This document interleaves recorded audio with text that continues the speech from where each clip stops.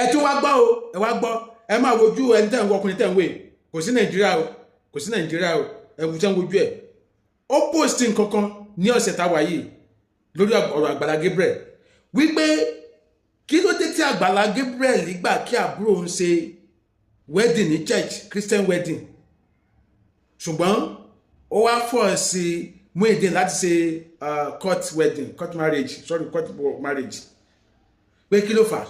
báwo làwọn èèyàn ṣe ronú ká tó sọ̀rọ̀ báyìí ẹ wò báyìí àgbàlagbà dẹni ó dẹ̀ tún jáde mi mọ̀ pé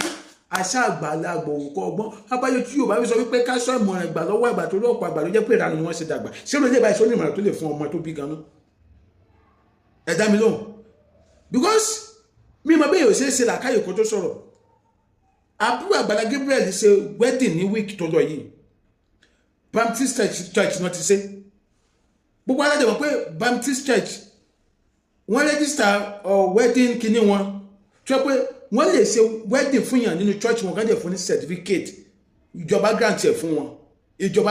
fún wọn number one yẹn. Number two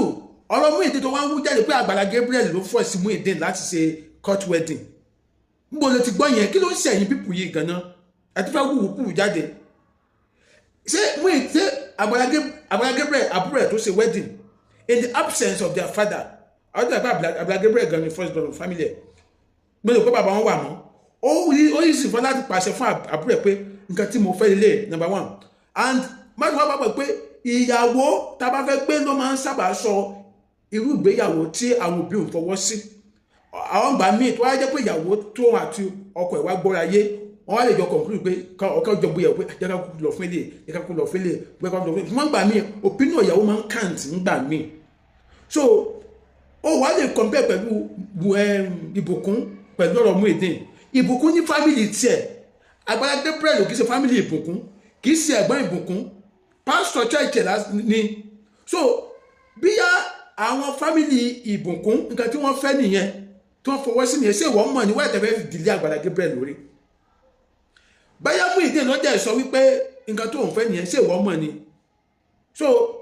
torípé Àgbàlá Gabriel tí wọ́n ṣe church wedding fún àbúrò ẹ̀ báyìí sìn ó túmọ̀ sí pé kẹwàá tó máa dágẹ̀ pé kí ló tó ṣe church wedding fún Muyideen olúbi dẹ̀ níyín ẹ sì ń wá ẹwà ìṣubú ọ̀pọ̀ ẹ̀ Ọlọ́run dẹ̀ nígbà fún yín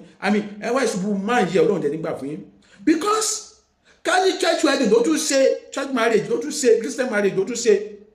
fún Muyideen ẹ máa tún padà jáde ní pé ọgbọ́n kí Muyideen bá ṣe ẹ̀sìn ẹ̀ ló ṣe wedding fún ní church o kò yẹ kó ṣe bẹ́ẹ̀ o ó mọ̀ pé muslim ni o báwo ló ṣe fẹ́ dá ayé ṣe fẹ́ tẹ́lẹ̀ ayé lọ́rùn gan-an kí lè yẹn fẹ́ ṣe láti tẹ́lẹ̀ ayé lọ́rùn kò kọ́ church sínú compound ẹ pariwo ẹ̀ pé ó kọ́ sínú compound kò tún ṣe Christian wedding fún kò ṣe wedding fún ní church ẹ̀ wọ́n lọ registry ẹ̀ tún sọ pé ó ṣe lọ registry pé ṣe bí Christian wedding ló ṣe fún àbúrò ẹ̀ ẹ̀yin èèyàn ẹ tún bá mi fún ilé náà ládùúrà ẹjọ́ ẹ bá mi fún ládùúrà ẹ̀yin tẹ́jọ́ lólùfẹ́ Àgbàlá Gabriel ẹjọ́ ẹ bá mi fún ládùúrà àdúrà wo kẹ bá mi fún mi bá mi fẹ́ kẹ bá mi fún mọ̀rẹ́ kan fún ládùúrà lórí tukùdù tó tù Adéọmọdé lórúkọ mi ẹ bá mi share fídíò ẹ má dẹ̀bọ̀ láti subscribe sí YouTube channel mi Adéọmọdé TV rere.